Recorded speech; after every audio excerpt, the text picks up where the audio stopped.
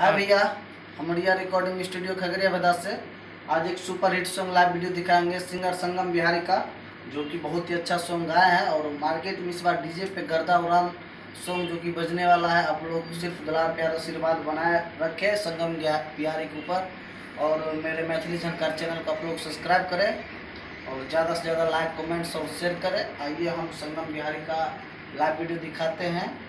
और अभी